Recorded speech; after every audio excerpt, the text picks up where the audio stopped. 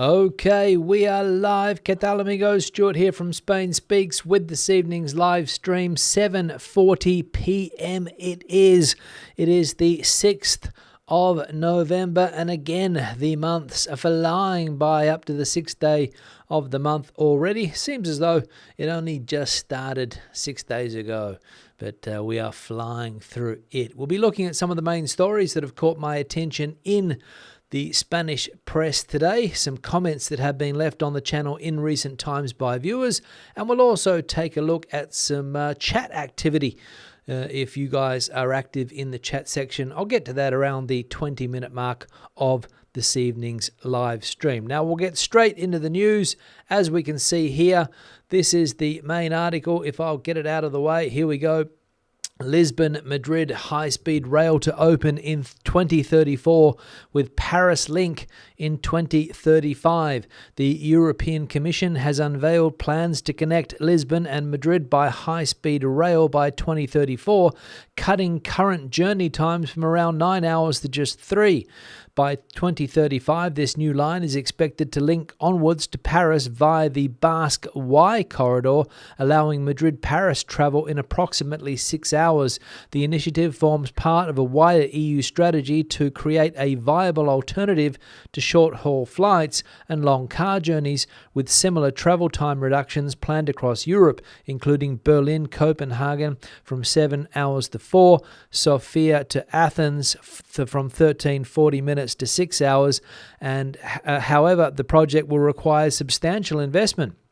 Completing the EU's high-speed rail network by 2040 is estimated to cost 345 billion euros, rising to 546 billion euros if extended to higher speed lines.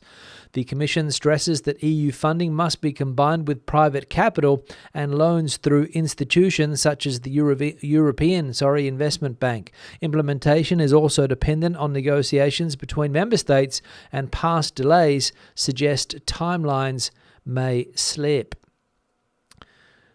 So not if it's the biggest story of the day, but an important story for travellers, the people that like to get around the European Union, whether they're living here or whether they're here on holiday, and the announcement of this high-speed rail to open in 2034 between, as we saw there, Madrid and Lisbon, the two capital cities of the Iberian Peninsula countries, that is Spain, of course, and Portugal. 2034 seems like a while away, considering that we're only in 2025 currently, so we'll see if the deadlines are met there.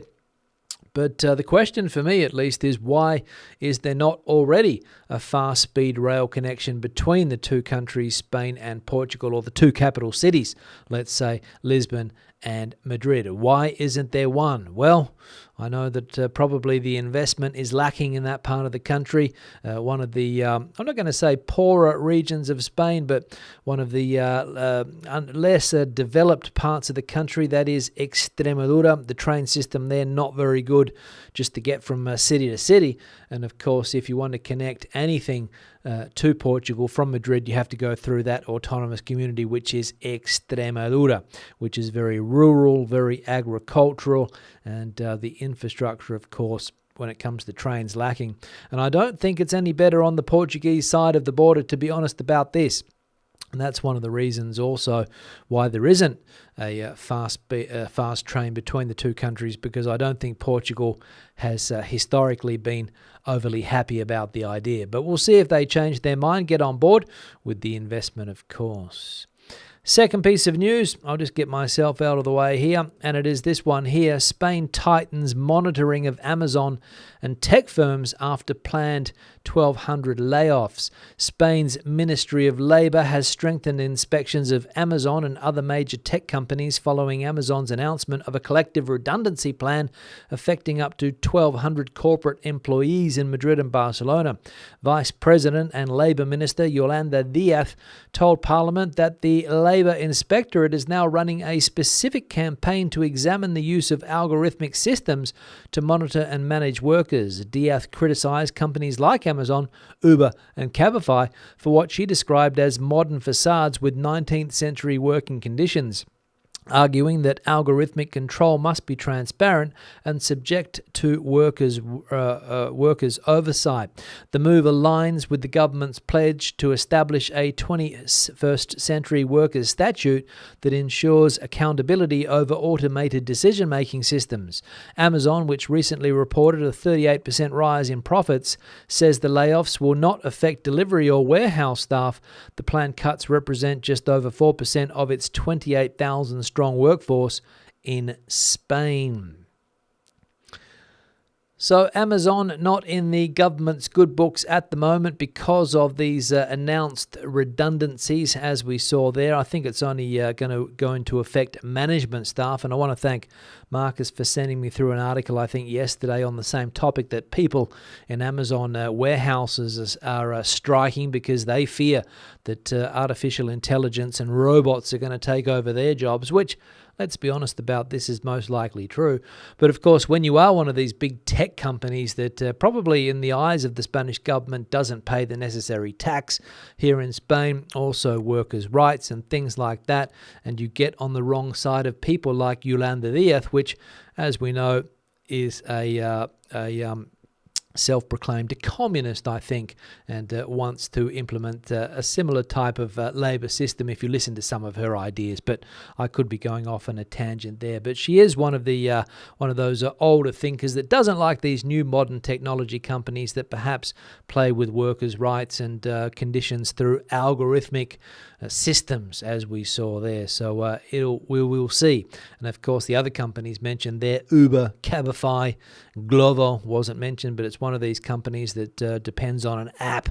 And of course, Amazon taking over the world. But the Spanish government, not all that happy.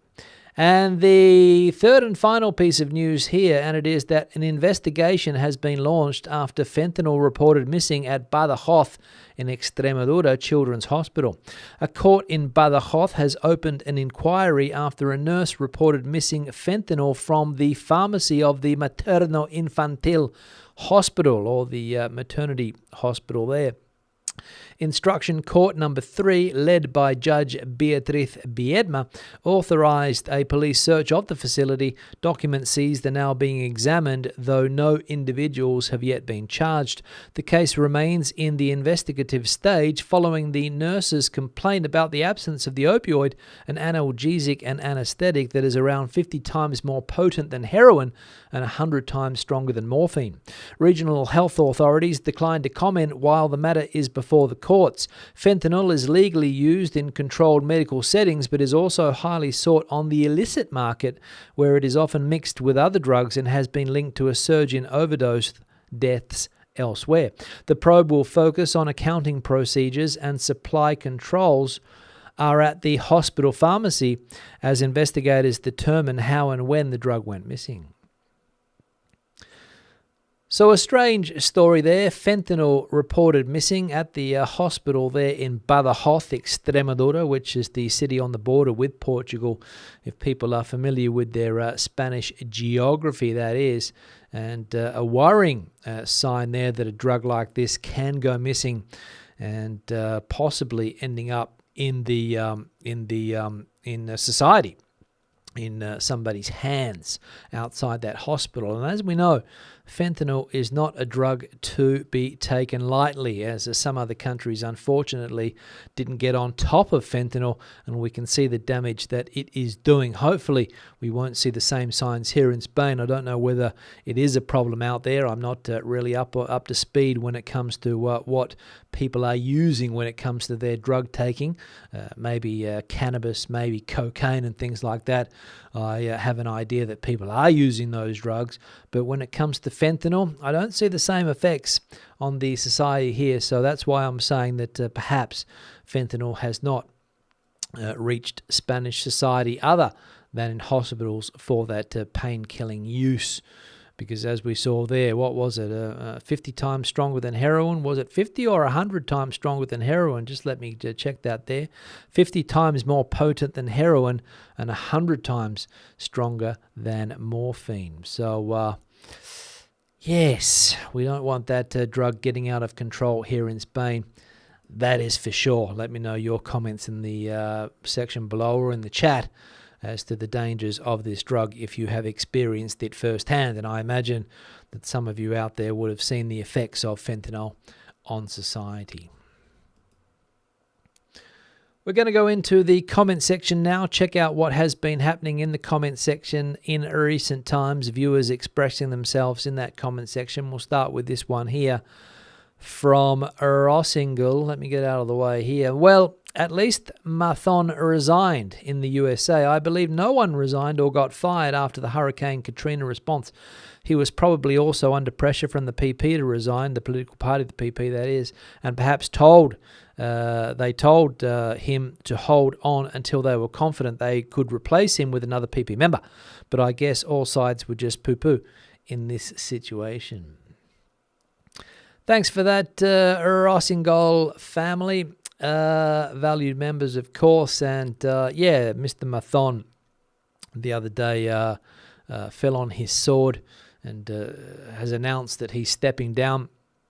I don't think he has stepped down yet from the position. I think they're still waiting for a successor. And elections in Valencia need to be called, I think. And the political party down there that seems to be holding the cards, which, let's be honest about this, they're holding the cards in other parts of the country as well, is the Vox political party, the VOX political party, which for some people is a little bit radical with their ideas. They're one of these old school political parties that wants to take Spain back to its glory days. Not sure when the glory days were in Spain. Maybe it was during the 1950s or 60s or 70s when Spain was an ultra-Catholic country and everything was very simple back then. The rules were clear. People knew what to do. Maybe that's what they're referring to. I don't know. But, seems that they are going to be the power brokers in the Valencian community again. And, so we'll see if Mr. Mathon does step down from the role, which he has said he's going to do. But he's not going anywhere as far as politics is concerned because he likes to have the immunity that politicians have to not be prosecuted for things that they might have done. So Mr. Mathon, although he's stepping down, he's still going to go into the parliament as an elected member, which obviously he is until the next elections roll around. And of course, it doesn't depend on the people whether people get elected or not. It depends on the political parties. So it's up to the political party, the PP, to get rid of Mr. Mathon, or they keep him on the list. That's the way the system works here. People don't really have a say. It's just a list of people, and you get people like Mr. Mathon. Another one here from Yanissi. Thanks, Stu. I wonder, some are blaming Mathon for the deaths, but how do most Valencians feel now that emotions have settled down a bit? Are they blaming him for not alerting the public of the coming dangers or the lack of flood protection infrastructures? I would say they're blaming the government for both of those things. Firstly, Mr. Mathon's lack of leadership on the day. He was having a long lunch, which subsequently came to light with a journalist, one of these 4 or 5 hour lunches, I think it was.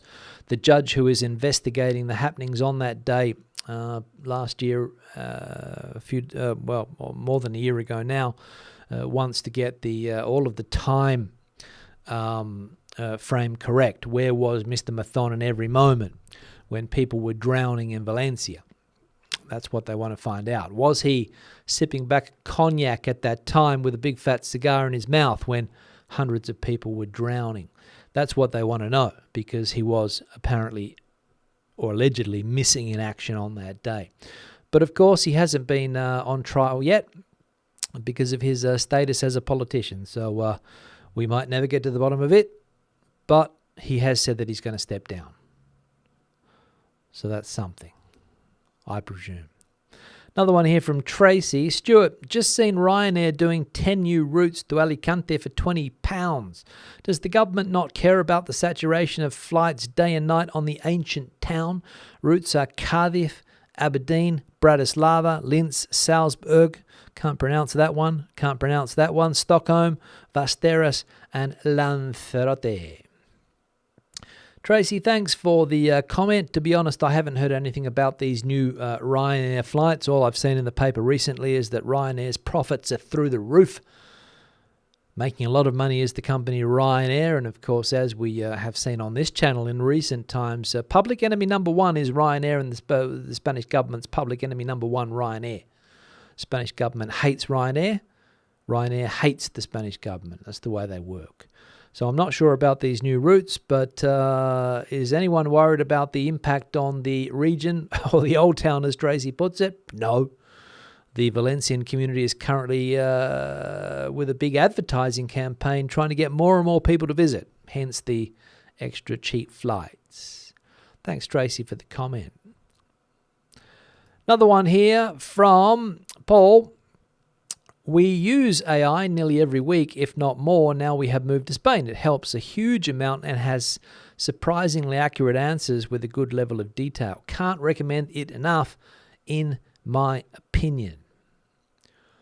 Thanks, Paul, for the comment. And yes, we had this debate on the channel the other day about AI and the impacts that it's having on our society. Spain has been quick to uptake the use of AI, one of the top countries in the world, according to Microsoft, where AI is in use. AI is used among the public. I, for one, use it. I like it. Gets me information that I need. If I'm going to visit a small town, I get some information through AI. Would have gone to Google before, but now AI seems to give quite an accurate description of what I need. Is it always accurate? No. So you have to check. You can't, copy and paste when it comes to AI. But it is advancing very, very quickly, and I'm always surprised that we have so many thousands of years of human knowledge now available in literally seconds. What the future is going to be, I've got no idea, but I've also seen some video apps out now that you can recreate yourself in videos, and everything is changing very, very quickly. Thanks for the comment, Paul. And the final one here is, the second last one here from Debbie. In the US, 2024, the working poor rate was 10.6%. There's been several times in my past when I was working full time, and I also had a second job. You do what you got to do to make ends meet. Debbie, thanks for the comment, and a lot of people would agree with you that you do need to do what you got to do, as you've put it there, to make ends meet. If you got to work 2 jobs, you work 2 jobs. If you got to work 3, you work 3. It's as simple as that. You got to put food on the table, make ends meet, as they say. However, some people would like to have only one job and be paid adequately for that one job for the hours that they do. Hence people, for example, hence people complaining the other day in that article that we saw that Spain has a working poor issue where people are not able to make ends meet even though they have a job that's taking up 10 hours of their day. Because a lot of companies don't want to pay what they should be paying. And that's the issue. So some people would argue that, you got to do what you got to do, but maybe companies should be a little bit fairer when it comes to paying workers, and also maybe not putting those fat profits into the pockets of the shareholders as much as they are doing. I don't know, just putting it out there. Maybe we need to get Yolanda Diaz on the case. And the final one here from V-Boy. I'm an in-person customer service agent in Orange in A Coruña, where right now they are having us promote Gemini, Google's AI, there we go, to the point where I give a free backpack to clients who download it. So I'm sure we're part of the reason, because the promotion is nationwide, says V-Boy. Orange promoting artificial intelligence, sorry if I can get that out. Thanks for that. Google's version, Gemini. How many versions are there of AI? I mean, I know we've got ChatGPT, we've got Google's version, we've got Copilot, which is a Microsoft one that seems to be on my Microsoft Office platform. I think Elon Musk has one as well. How many AI models are there out there? And Orange, of course, trying to get people on board with AI, giving them a free backpack. People will do anything for a free backpack full of goodies, including signing up for AI. Thanks for the comment. Now I'm going to change the, not going to change the backdrop photo because you can see it on the screen there now. This photo was sent in by Lewis, who sent me numerous photos. We'll be looking at Lewis's work for the next few weeks. And this one is the beautiful town of Nerja, down there in the province of Malaga, if you didn't realize that already. We can see the mountains in the background there. We've got some nice cloud cover. We've got the town itself there with the greenery, the cliffs. Wow, lovely place is Nerja. And many, many people that have gone to that part of Spain fall in love with everything that Nerja has to offer. If you've got a similar picture that you would like to see on the backdrop, please, the email address is on the screen there now, as Lewis has done. Send it through to spainspeaks@gmail.com, or any other information that you want to send my way. If you've got an article that you want to send my way, some information that you think would be valuable to the channel, spainspeaks@gmail.com. Feel free. Also, if you haven't hit the like icon yet, let me see if I can find it. There we go. Currently sitting at 45 likes. Do us a favor. It's free. Hit the like icon. Won't cost you a cent. Just below the video, you will find it. And if you're watching on a telly, you might have to go into the settings to find the like icon. But please, if you can, consider it. As I said, it's not going to cost you a cent or a dime, or whatever they say in the UK, a penny. Also, for people that have supported the channel in recent times, whether it's on the Super Thanks, whether it's buying me a coffee, Super Chat here on YouTube, longer-term supporters on Patreon, thank you very much for that support, greatly appreciated. And also the channel members of this YouTube channel, please consider joining the channel if you want to help support it as well. Thank you very much for everyone who has supported the channel over the years. It is, as I said, greatly appreciated. And while you're there, I'll get out of the way again because I'm blocking the view there. If you haven't subscribed yet also, why not? Again, completely free. Turn on notifications as well, and you'll help the channel keep growing, which is important considering that we're now over the 100,000 milestone. To keep the channel growing rather than go into decline. We'll try and keep it growing if we can. So consider subscribing, please, and turning on notifications as well. Now I'm going to go into the chat section, see what's bubbling away there. I saw a super chat there before, I think, from Marcus right at the top here, getting in early today with the super chat. Valued member of the channel, of course, and regular contributor to the live streams. Saying that not proud to admit that Marcus has boarded a plane many hundreds of times and I'm sick of air travel. Bring on more trains, especially sleepers. Marcus, yes, lots of people I imagine are sick and tired of air travel, especially short-haul air travel. I mean, going from places like Madrid to Barcelona by air.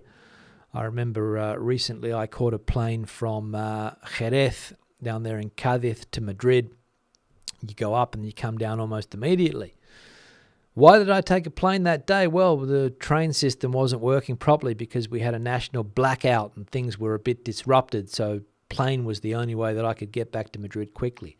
But I understand you fully here, Marcus, when you say that you're sick and tired of it and you want more trains. To go to Lisbon, for example, why waste your time at dirty Barajas Airport and then dirty whatever it's called in Lisbon, the airport there, Humberto, somebody, I think, at that dirty little airport as well, when you can travel in the luxury of a train.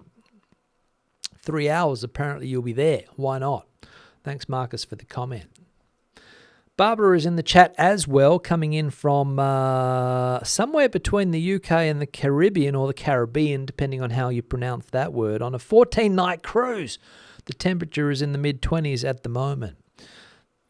Barbara gets around as well, I will say, on a cruise. Another way of travelling. Good to see you, Barbara. Oh, good to hear from you, I should say. James and Kathy coming in from a mild Worcester. Enjoyed your review of El Cid restaurant over lunch today. Excellent value. It was excellent value, James, except for the second course. I made a mistake there. Somebody suggested that perhaps I just should order 2 first courses. Not worry about the seconds, because the seconds seem to be always lacking in my opinion for whatever reason. And yesterday's, or whenever I went to the restaurant, Tuesday I think it was, not the best, but glad you guys enjoyed it. Sani in the chat as well, coming in from Basingstoke there in the UK, hoping that everyone is well. Thank you, Sani. High Flyer John, hope all is well also, coming in from the UK, no doubt is John. Al, or is that AI? Stu and my dear friends from El Puerto took my house guests to a flamenco show in Jerez this afternoon. Now on to Vermouth. Will be unable to attend the festivities tonight. See you soon. Al's out on the town. Out on the town. Drinking vermouth. James saying that, Barbara's obviously recovered if she's on a cruise, I think, which is good to see. Janet coming in here from a mild Oxford. Hope you are well. Good to see you, Janet. Marianne coming in from San Diego. I was going to say Paris there, but I read it. Wow, train to Paris. Great. Thanks, Stuart. Yeah, Madrid connection, apparently 2035. While away. So we're going to have to wait a while until that happens. Barbara saying the knee is as bad as ever. So I couldn't postpone the trip, obviously. So thanks for filling us in on that, Barbara. I hope you were able to get around the cruise ship okay. Kev coming in. Evening, everyone. All good, I hope. All good, Kev. All good. Kim, I agree. Bring on the trains, but they must be affordable. When I'm in the UK, I can always get a deal by travelling off peak, but I cannot seem to manage it here. Bring it on, though. It will be great. Yes, Kim, I think the prices need to be revised. I think competition was supposed to shake the market up a little bit, but the old Renfe, a lot of people consider it to be a little bit pricey. Still, what else we got going on? Amanda's in the chat saying good day to everyone. Good to see you, Amanda, from Shropshire. Joe's in the chat here too. Valued member. Grateful for the high and low speed rail options in Spain. Have relied on them to get me where I needed to go for my previous Camino de Santiago pilgrimages. Pilgrimages. I think that's the word there. Pilgrimages. If I pronounced it correctly, I hope so. Pilgrimage, yes. Thanks, Joe, for that. Yeah, lots of people have relied on the train to get them to where they need to go, doing the old Camino de Santiago, of course. Renan coming in from Los Angeles, California. Good to see you, Renan. What else? Andrew saying, chucking it down in Amariña after a very dry year, rain much needed. Thanks, Andrew. I wonder what the winter is going to be like up there, whether it's going to be a wet winter. Let's hope so for the drought situation. YouTubers, they should put direct flights between hubs like Malaga, Alicante, Valencia. At the moment, we have to fly to Madrid first, then change to Malaga or Valencia flight. Yes. That's the issue, isn't it, for a lot of people, the having to come through Madrid. It's been a characteristic for a long time, and maybe even with this new system, you'll still have to come through Madrid. I think it's faster, if I'm not mistaken. I could be wrong, to go from Malaga to Madrid, then Madrid to Alicante, than it is to go from Malaga to Alicante. So, but I don't know whether they're planning on doing that. I don't know. Ryanair aren't too keen on the UK government after what I saw their CEO talking about yesterday. Yeah, Ryanair, they tend to get in a lot of stoushes, let's say, with various governments that don't like to bend the rules to cater for their business model. Larry coming in from Cabo Blanco, Tenerife. Good to see you, Larry. YouTubers loves Ryanair, otherwise still being ripped off by British Airways, KLM and Lufthansa. That's the other side of the coin, isn't it? The days where we were, price gouged by those companies. I remember when I first flew down to Spain, there was no low cost back in the day. Back in the early 90s, you had to take an Iberia or a British Airways, or if you went to Portugal, the old TAP. And they were expensive. Chucky coming in from Valencia. Good to see you, Chuck. Ryanair is not the best of the low-cost airlines. EasyJet, Wizz Air, Welling or IB Express are better. Thanks, Larry. Better options out there. El Conquistador, Madrid, Lisbon fast train. Let's do it. That's a long drive in the car. About 6 hours by car, El Conquistador, if you don't stop. It's expensive as well when you get onto the Portuguese toll road system, which is difficult to avoid and expensive. You can drive from Madrid to the Portuguese border. Won't cost you a cent, only what you pay in petrol. Cross the border into Portugal, ching ching. Go as far as Lisbon, a lot of money. Cross the bridge in Lisbon, you got to pay money. Talk about squeezing the population for every cent they've got. Stratospherian valued member, the statistics I have seen are true. There are 10,000 versions. USA first place with almost 7,200 and China with 1,800. Numbers updated October. Not sure what that's referring to there. Not sure. Or maybe it's the AI. I am concerned about the intentional biases that are being put in everything from political, philosophical, religious superstitions, etc. It can create deeper echo chambers than we usually see. That could be an issue there, Stratospherian. Yes. Larry saying fentanyl is the drug that Trump used as an excuse to start a trade war with Canada, making false claims that illicit fentanyl is entering the US from Canada. Yes, Larry, that's it. Donald Trump and his ideas. Is he also bombing those boats in the where is it down there near Venezuela? Are they transporting fentanyl? What drugs are they transporting? Apparently, allegedly, I'll say. What drugs are they transporting? Let us know. And Simon, good morning from Sydney. Spanish trains are amazing. They're still talking about high-speed rail in New South Wales. Yes, Simon, still talking about high-speed rail in New South Wales, the fast train line between Melbourne and Sydney. Melbourne can't even get a train out to the airport, I don't think, so I don't know how long it's going to be before there's a fast train anytime soon in Australia.